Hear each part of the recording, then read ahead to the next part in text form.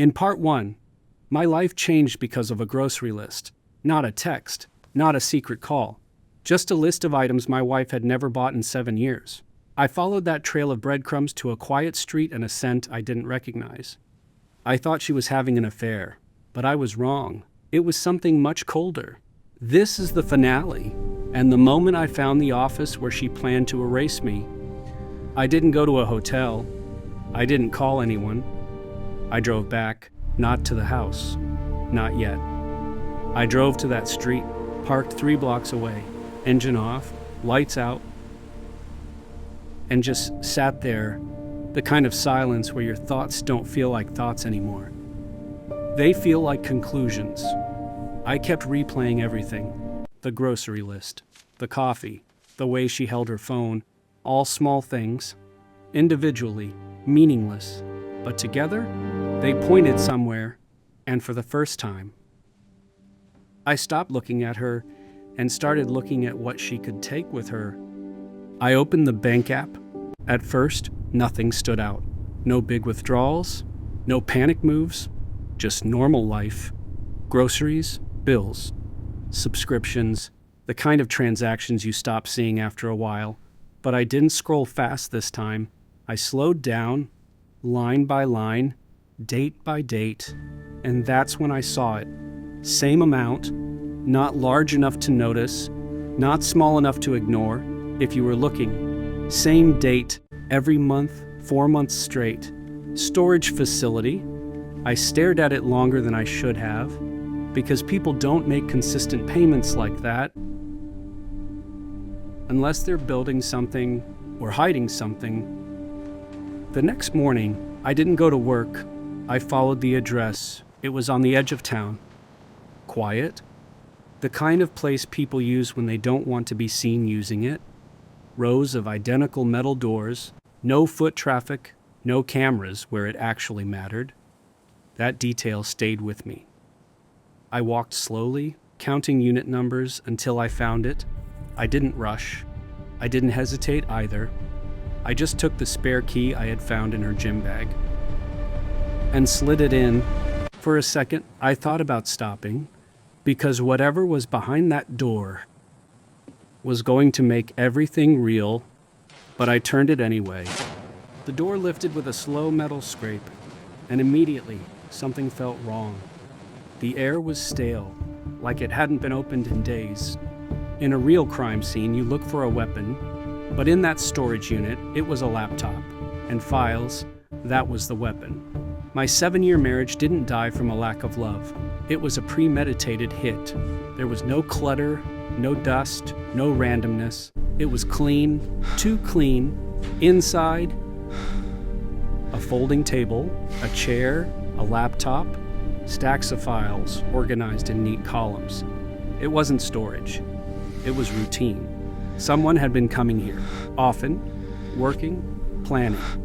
I stepped inside and picked up the first file, my name, second file, my business accounts, third file.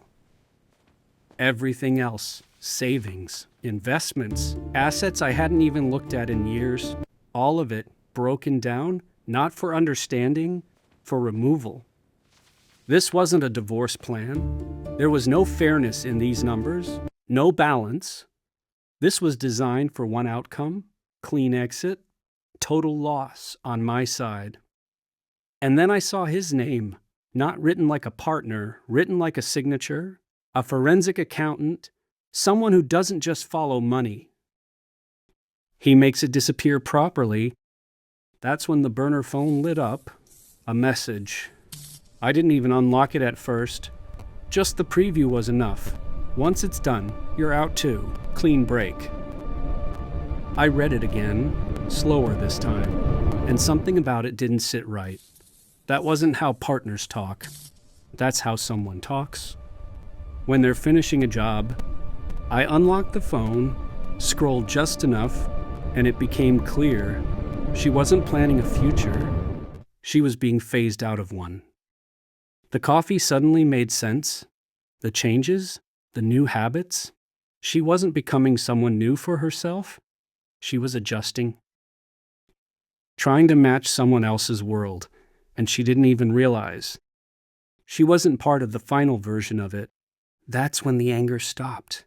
Not because it went away, because it got replaced with something quieter, something colder, clarity. I didn't touch anything, didn't break anything, didn't give myself away. I took photos, every file, every number, every message I could access. Then I did one thing. I picked up the burner phone and sent a message, simple, careful, believable.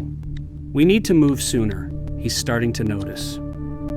I put the phone back exactly where it was, closed the unit, and left. That evening, I went home like nothing had changed, but I had already made one stop, the grocery store. I bought everything, every single item from that new list. The coffee, the snacks, and I placed them where they couldn't be ignored. Front of the fridge, front of the counter, visible, waiting. When she walked in, she saw it instantly, not confusion, recognition. I see. What's Her all eyes this? moved from the fridge to Just me, groceries. Why? trying to calculate how much I knew. Long day? I asked. She smiled. Perfect timing, perfect tone. Same lie. I thought I'd save you the trip, I said calmly. That's when the tension shifted. She didn't speak right away, and that hesitation. That was new. I placed the photos on the counter. Not all of them, just enough to remove doubt. She didn't touch them, didn't need to. She already knew. Who is he? I asked. Silence. I've seen the files, I continued, and I've seen the messages. That's when something changed in her face. Not guilt, fear. I didn't call the police, I said. She looked up quickly. Hope. I sent him a message instead. That hope disappeared from your phone. Now she understood everything. He thinks the plan is moving early, I said quietly, and people like him don't like surprises. I paused just enough. To him, you're the risk now. I picked up the keys. Your bags are in the car. She didn't argue this time, didn't beg the same way, because she finally understood. This wasn't about fixing anything anymore. I drove her to that house. Lights on. He was inside, waiting, probably already adjusting the plan. I opened her door. Go, I said. She stepped out slowly. Not confident anymore. Not in control, just unsure. I watched her walk toward that door. Toward a man who was about to realize his plan wasn't the only one in motion. I left her at that house with the man who was using her. I didn't need to stay to see the fallout, because the crime scene was finally closed. And for the first time in 7 years, I wasn't the victim. And then I drove away. No rearview mirror, no second thoughts. Because in the end, she didn't lose me. She lost the only person who wasn't trying to use her. And the worst part, she figured that out.